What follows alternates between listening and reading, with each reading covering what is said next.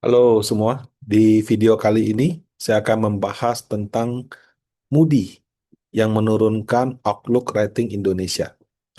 Nah, itu artinya apa? Jadi kalau kemarin si MSCI kasih peringatan ke IDX sama OJK, kali ini si Moody's nih. Nah, kalau MSCI mungkin lebih ke IDX sama OJK, kalau Moody ini mungkin lebih ke pemerintahan kita. Dalam hal ini Menteri Keuangan sama Presiden. Nah, eh, turun peringkat itu artinya apa sih? Apakah itu artinya obligasi negara Indonesia akan gagal bayar? Dan yang dia turunkan kan bukan ratingnya, tapi outlook daripada ratingnya. Nah, itu jadi cara bacanya seperti apa? Nah, sebagai informasi ya, jadi kalau kita kan pinjam uang ke bank, biasanya kalau di bank itu ada statusnya nih. Kalau lancar, lancar itu bagus. Kalau udah telat bayar, kolek satu. Telat bayarnya lewat sekian bulan, kolek dua. Nominalnya sudah besar, kolek tiga. Dan seterusnya sampai macet, kolek lima gitu. Nah, kalau di luar negeri, eh, kemampuan kita bayar kredit itu kalau ada hutang, seberapa lancar itu ada skornya. Kalau Indonesia kan sekarang juga ada ya, semacam SLIK gitu, atau ID score gitu. Nah, kalau di luar negeri itu skor itu kadang-kadang menentukan kita itu kalau mau pinjam uang bunganya berapa. Jadi semakin bagus kamu punya rating, semakin bagus kamu punya skor kredit, kamu kalau pinjam uang ke bank most likely akan lebih dapat pinjaman. Kemudian kamu punya bunga juga akan lebih murah gitu. Nah, kalau di Indonesia eh, kita juga ada ya, tapi kalau perorangan tuh belum sampai ke mudahan pinjam pinjam kredit satu hal, tapi bunga sih kayaknya sama. Nah, tapi kalau untuk perusahaan dan negara itu berlaku. Jadi kalau dia lancar, bayarnya bagus, dipercaya bisa melunasi hutangnya, itu ratingnya itu akan bagus. Kalau misalnya dia semakin tidak dipercaya, ratingnya akan kurang bagus atau rendah. Nah, itu disebut dengan rating. Nah, rating itu kalau secara definisi ya kurang lebih itu penilaian terhadap kemampuan daripada penerbit obligasi atau surat hutang gitu. Nah, ada rating untuk perusahaan-perusahaan, biasanya untuk korporasi. Kalau di Indonesia yang menerbitkan salah satu yang market leadernya Pevindo. Ya, jadi ada Pevindo, ada PKRI, ada KRI dan sebagainya. Tapi memang market leadernya Pevindo. Nah, ada juga rating untuk negara. Jadi Pevindo itu tidak menilai negara Indonesia. Karena kalau di Indonesia yang asumsinya obligasi negara itu tidak ada resiko gagal bayar. Tapi kalau bagi investor global, mereka beli obligasi suatu negara, mereka itu tetap ada resiko gagal bayar. Mungkin gagal bayarnya bukan dari sisi nggak bisa bayar gitu ya, tapi lebih kepada pada saat saya jual nanti, pada saat jatuh tempo nanti, kuponnya, sorry, kurs nilai tukarnya akan jatuh. Sehingga betul dia tetap bisa bayar dengan cetak uang, tapi nilainya karena dia kerjanya cuma cetak uang terus, akhirnya value-nya itu jatuh gitu. Nah, untuk beberapa kasus seperti Sri Lanka, Argentina kan pernah gagal bayar. Biasanya itu terjadi untuk obligasi negara yang mata uangnya US dollar. Kenapa? Karena kalau negara Indonesia bisa cetak rupiah, tapi negara Indonesia nggak bisa cetak US dollar. Jadi kalau gagal bayar biasanya itu terjadi di obligasi mata uang asing gitu. Nah, tapi untuk mata uang lokal kayak kita beli FR atau apa, bagi si investor asing adalah pengelolaannya bagus nggak? Jadi jangan sampai setelah sekian tahun karena pengelolaannya kurang bagus, kursnya itu jatuh terus, akhirnya dalam bentuk dolar kembali itu tidak 100%, walaupun dalam rupiahnya 100%. Nah, kalau untuk rating korporasi tadi Pevindo, market leadernya. Kalau untuk negara itu ada tiga, ya. Ada Standard and Poor's atau disingkat S&P. Sama nggak Pak dengan S&P 500 Pak? Kayaknya sama deh, tapi ini kayak divisi khusus untuk ratingnya. Ada Moody, ya Moody itu mut-mutan, nggak sih Moody sendiri nama orangnya, sama Fitch Rating. Sebetulnya masih ada yang lain, jadi kayak ada JICA kalau nggak salah, JICA. JICA itu kalau nggak salah yang pakai Jepang. Jadi kan Indonesia juga ada obligasi yang mata uangnya yen. Mungkin itu pemerintah Jepangnya minta mereka nilai. Juga ada mungkin dua tiga lembaga lain lagi. Tapi market leadernya ya tiga itu, Standard and Poor's, Moody sama Fitch. Nah, rating itu biasanya tahunan, kecuali dadakan gitu ya. Sama sih, korporasi sama negara biasanya ratingnya setahun. Dan kemudian ratingnya itu biasanya dipublikasikan ada dua, rating sama outlook. Nah, cara bacanya bagaimana? Jadi kalau dia Moody's, rating di 26 Februari BAA2 ya. Artinya rating kita tuh setara BAA2. BAA2 tuh kalau dipersamakan dengan S&P dan Fitch itu triple B. Jadi basically sama gitu. Kemudian outlook-nya negatif. Negatif itu bukan berarti BAA, BBB minus, bukan, itu lain hal. Negatif yang di outlook itu artinya tahun depan kalau dia melakukan rating terhadap Indonesia lagi, ada kemungkinan turun dari BAA2 jadi BAA3. Nah, atau kalau misalnya outlook-nya S&P itu negatif, berarti tahun ini BBB. Tahun depan jadi BBB minus, seperti itu. Nah, em, kalau di atas triple B minus, kita disebut dengan investment grade, jadi IG gitu ya, bukan Instagram ya.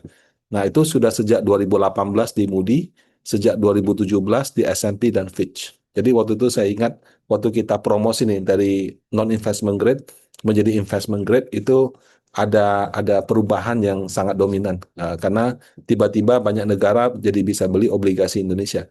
Karena dulu kalau mereka mau beli non-investment grade, antara nggak boleh atau harus minta bunga sangat tinggi gitu. Nah, ratingnya kan tahunan. Moody ini setiap Januari Februari. Jadi Februari ini dia sudah keluar. Kalau S&P dan Fitch ini bulan Juli sama bulan Maret. Jadi kalau kamu tanya sekarang, apa rating Indonesia Pak di S&P? S&P kan jawabannya, oh ya ratingnya triple B, outlook-nya stable. Tapi ini untuk berlaku untuk rating 2025. Kalau 2026 gimana Pak? Belum keluar gitu. Jadi belum bisa dikasih jawaban. Sama Fit juga belum. Nah, kalau dia kemarin Juli dan Maret, kemungkinan juga akan Juli dan Maret. Nah, ini untuk rating gitu ya.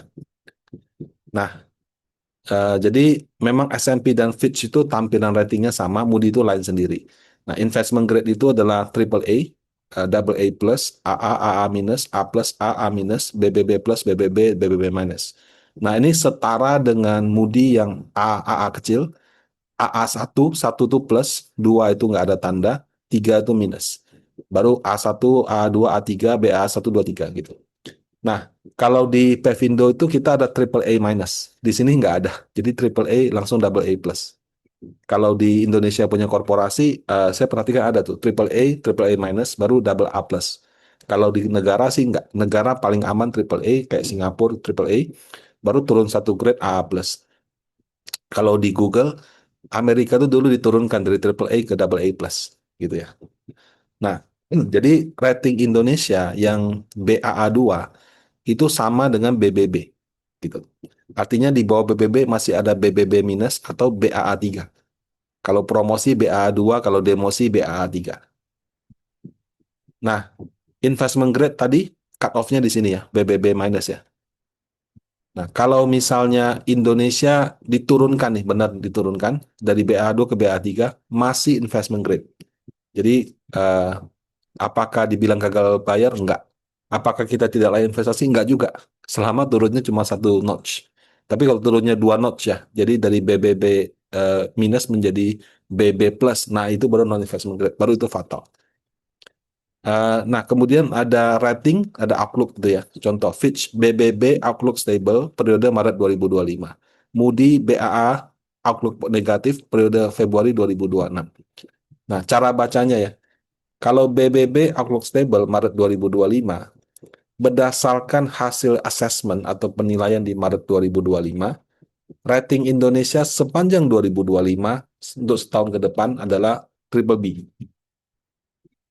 Kalau nanti 2026 dia nilai lagi, kata stable itu artinya kemungkinan. Kemungkinan masih akan sama, BBB.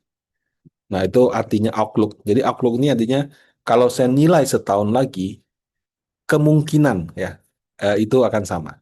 Moody's BAA2 outlook negatif. Artinya berdasarkan penilaian di Februari 2026, untuk setahun ke depan, Februari 2026 setahun ke depan, Indonesia punya rating adalah BAA2, setara triple B. Nah, nanti di Februari 2027, kemungkinan ya akan diturunkan dari BAA2 ke BAA3 atau kalau triple B ke triple B minus. Nah, itulah yang mungkin menciptakan sentimen negatif terutama di pasar obligasi. Kenapa? Karena kemungkinan ya tahun depan Februari 2027 rating Indonesia bisa downgrade. Jadi kalau kemarin MSCI bilang, kamu kalau nggak perbaiki Saya bisa downgrade kamu ke Frontier. Sama juga, Moody mau ngasih tahu, kalau kamu tidak perbaiki, saya bisa turunkan rating kamu dari BA2 ke BA3 gitu, atau bahkan lebih rendah lagi.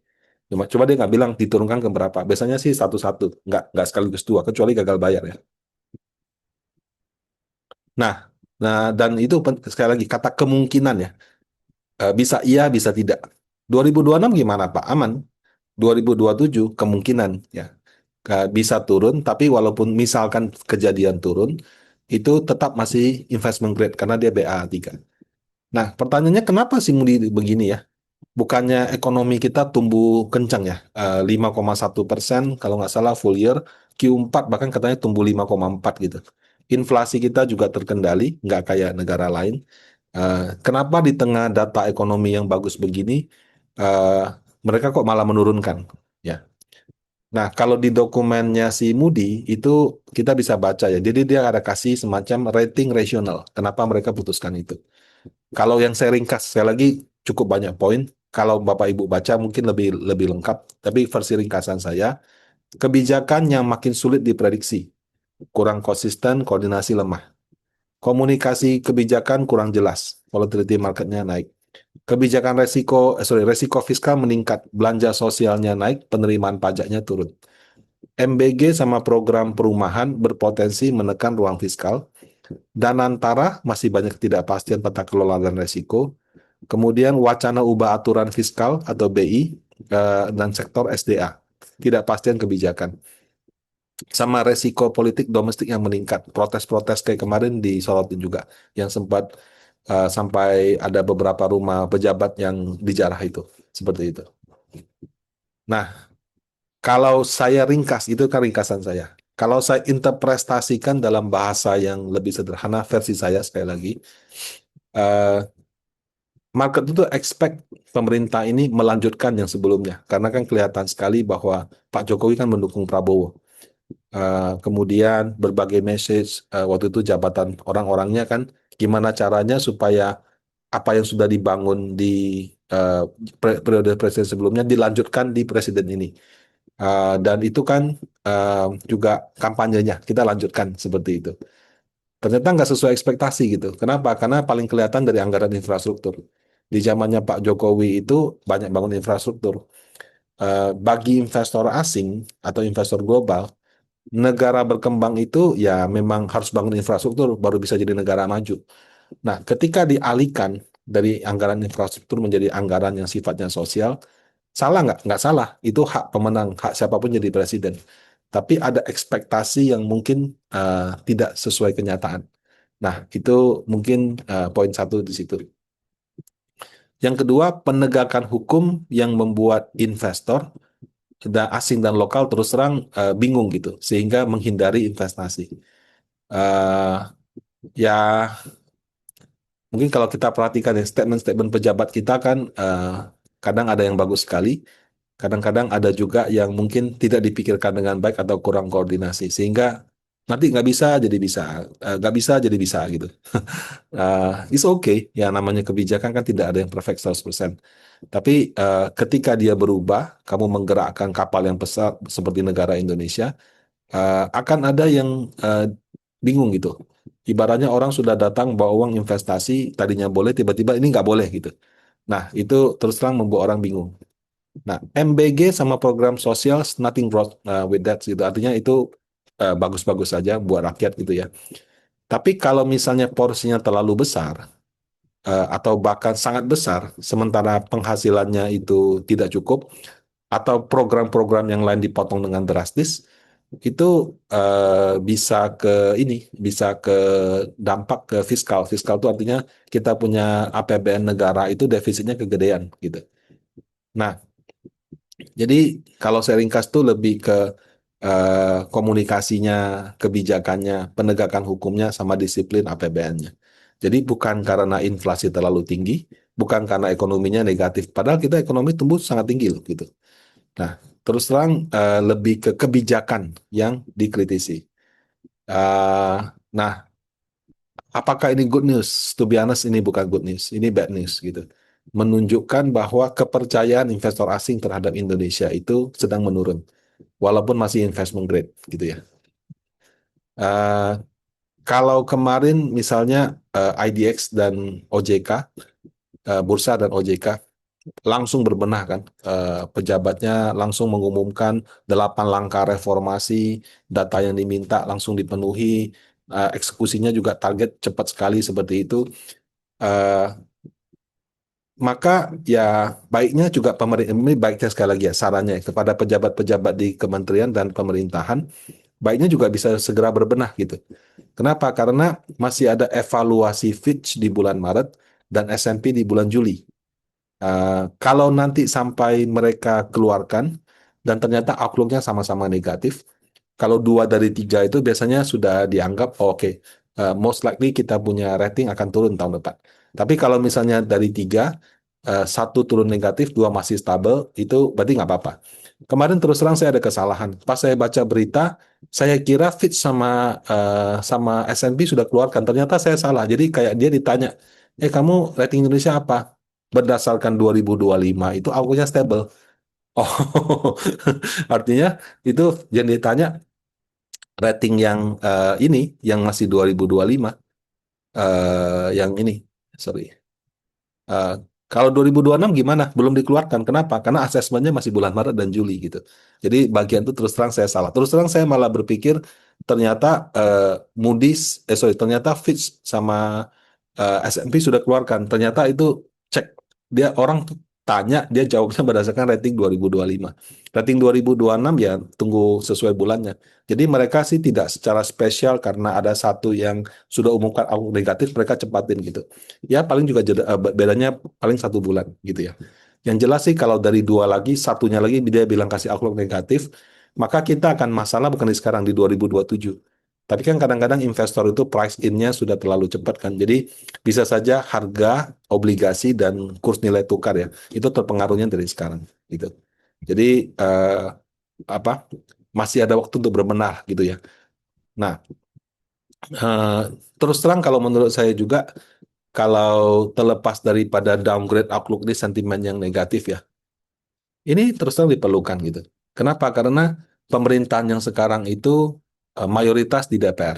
Bahkan oposisinya saya lihat juga bagian dari pemerintahan juga gitu.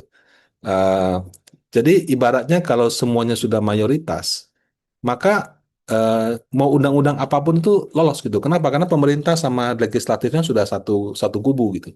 Nah, bahkan presidennya juga ketua partai gitu kan. Nggak ada yang salah dengan itu. Tapi poin saya adalah apabila seperti itu, maka eh, DPR atau bahkan oposisi yang harusnya menjadi counter atau check and balance itu mungkin saja jadi nggak jalan gitu. Ya. Nah, kalau dalam bahasa yang lebih gampang, undang-undang kita itu maksimal cuma boleh defisit 3%.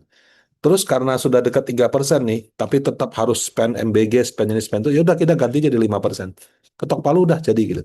Atau mau 7%. Itu dengan mudah, karena cukup ganti undang-undang gitu. Nah, em, tapi sisi positifnya nggak kayak Donald Trump yang sebentar-sebentar di impeach ya, di apa, jadi bisa bisa apa namanya prosesnya menjadi lebih mudah kalau pemerintah mau jalankan programnya. Nah, tapi karena terlalu lancar tadi, nggak ada yang bisa negor pemerintah.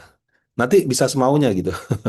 Nah, tentu yang ini plus minusnya ya. Bisa saja ada yang jadi tidak nyaman gitu. Ini saya kasih contoh ya. Bagaimana kalau tiba-tiba ada bencana alam, kayak kemarin seperti di Aceh gitu ya. Terus karena ada bencana alam, maka dianggap semua tambang sama semua perkebunan itu menyebabkan bencana itu. Dan karena itu disita gitu. Nah, kalau disita kemudian dijadikan hutan atau dijadikan alam lagi, is okay. Ini nggak disita tapi terus dikelola lagi gitu, tapi diganti pihak gitu. Nah, terlepas daripada benar atau salah, terus terang saya juga bukan ahli lingkungan. Kan mungkin dari sebagian tambang dan kebun yang ada itu sudah memenuhi ketentuan, sudah ada perizinan, sudah ada AMDAL gitu. Terjadilah bencana alam yang mungkin karena memang hujannya dia punya curah hujan tinggi, bisa juga terjadi di tempat lain yang mungkin jauh dari lokasi itu, tapi dianggap karena ada dalam areal itu disita semua. Nah, itu kan akan sangat negatif bagi pihak-pihak yang apa namanya, yang mungkin sudah melakukan investasi. dia sudah spend uang besar-besaran atau apa semua tiba-tiba karena satu bencana itu diambil. Itu menurut saya berarti kan pemerintah dia melanggar dia punya perjanjian dengan investornya. Jadi kita undang orang investor masuk, minta asing atau swasta investasi. Begitu mereka lakukan, terus ada satu kejadian, nggak ada lihat tanpa tanpa pikir panjang pukul rata semuanya. Menurut saya sih itu apa namanya kalau sampai dilakukan seperti itu tentu akan sangat menjatuhkan sentimen kepercayaan kepercayaan orang terhadap pemerintah akan jauh berkurang. Nah, bagaimana sama dengan penegakan hukum yang kesannya mencari-cari kesalahan administratif dan sedikit-sedikit pidana karena kerugian negara. Ya, kita lihat ada beberapa kasus hukum yang mungkin sekarang jadi sorotan. Eh, Mungkin ya sekali lagi saya bukan ahli lingkungan, saya juga bukan ahli hukum gitu. Eh, Bisa saja orangnya sudah mau kerja, kan ada case tuh yang di pelabuhan itu. Eh, Direksinya itu bekerja keras, tidak terima uang, terbukti ya semua ya. Kemudian dia juga sudah melakukan semuanya, tapi karena ada interpretasi yang berbeda, padahal itu sebelumnya juga sudah diaudit oleh beberapa lembaga negara, dikatakan itu salah gitu. Akhirnya tetap dijatuhkan bersalah, tapi pemerintah memberikan grasi, ya, memberikan amnesti gitu. Sorry, abolisi sama amnesti, amnesti kalau nggak salah. Nah, dan yang terjadi sekarang juga dengan mantan Menteri Pendidikan kita yang merupakan sosok yang terus terang sangat berjasa di Indonesia. Berapa banyak eh, orang-orang yang ekonominya terangkat karena bisa jadi supir Gojek, bisa menjadi pengantar makanannya. Berapa banyak restoran-restoran yang omsetnya itu meningkat karena berkat bantuan seperti dari ojek online. Dia tidak perlu bikin armada, tapi dia juga bisa jualan makanan sampai ke tempat jauh gitu. Nah, terus terang saya tidak ahli soal hukum, tapi eh, di mata investor asing pun ibaratnya waktu Gojek itu jadi unicorn dan IPO, itu menjadi semacam Indonesia punya perwakilan di mata dunia bahwa Indonesia ini nggak punya tech gitu. Itu kan yang pertama gitu. Nah, sekarang sedang ada kasus yang terus terang kalau kita ikuti perkembangannya, kelihatannya juga tidak beruntung gitu. Eh, Hanya karena persepsi harus pakai merek A sama merek B begitu. Ya, tapi sekali lagi saya bukan ahli ahli hukum. Cuma kalau di mata investor asing, siapa lagi yang mau kerja sama BUMN atau mau kerja di pemerintahan kalau seperti itu? Ya. Nah, jadi itu terus terang memang sangat negatif atau sangat buruk untuk citra penegakan hukum di Indonesia. Nah, jadi eh, karena nggak bisa ditegur dari level nasional, ya, karena basically sudah semua temannya sendiri, maka mungkin teguran ini datang dari level internasional. Ya, mereka juga tidak seperti mengkritik atau apa. Mereka cuma sampaikan, oke, kalau kamu kelola anggaran, anggarannya terlalu apa, terlalu ekstrim gitu ya, sehingga defisitnya tinggi. Kamu punya iklim investasi seperti ini, kamu punya penegakan hukum seperti ini. Ya, kalau nanti saya mau taruh uang tempat kamu, saya merasa kurang nyaman, sehingga saya harus minta bunga yang lebih tinggi. As simple as that, gitu. Ya, karena investasi itu nggak ada yang 100% aman, pasti kan semua ada resiko. Cuma kalau dibagi investor global, kalau ratingnya triple A, 3% dia puas. Ratingnya double A, mungkin dia minta 4%. Ratingnya single A, mungkin dia minta 5%. Ratingnya triple B, mungkin dia minta 6%. Jadi semakin tinggi resiko yang dia terima, dia akan require imbal hasil yang lebih tinggi. Nah, kalau misalnya dia lakukan seperti itu, apa yang terjadi, Pak? Kalau misalnya orang minta imbal hasil lebih tinggi, harga obligasinya akan jatuh. Nah, kemudian itu juga akan berdampak kepada kurs nilai tukar. Nah, itu yang terus terang, ya sifatnya kan baru kemungkinan. Dan ini masih bisa berubah. Tadi saya cek, dulu S&P juga pernah kasih outlook negatif ke Indonesia. Tapi setelah itu kita nggak jadi diturunkan, tetap tetap stable gitu. Jadi itu bukan vonis mati, masih bisa diusahakan. Nah, secara ekonomi kalau menurut saya yang terdampak itu paling ke kurs nilai tukar sama obligasi. Kalau saham gimana, Pak? Itu another planet itu.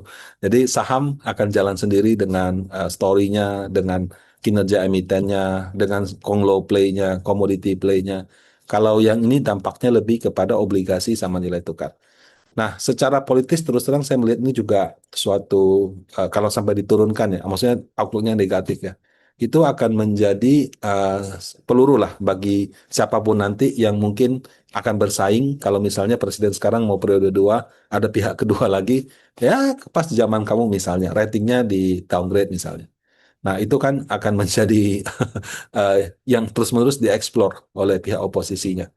Nah, itu juga maksud saya akan mempersulit kalau seandainya ya partai ataupun pihak yang berkuasa sekarang ingin melanjutkan lagi di 2029.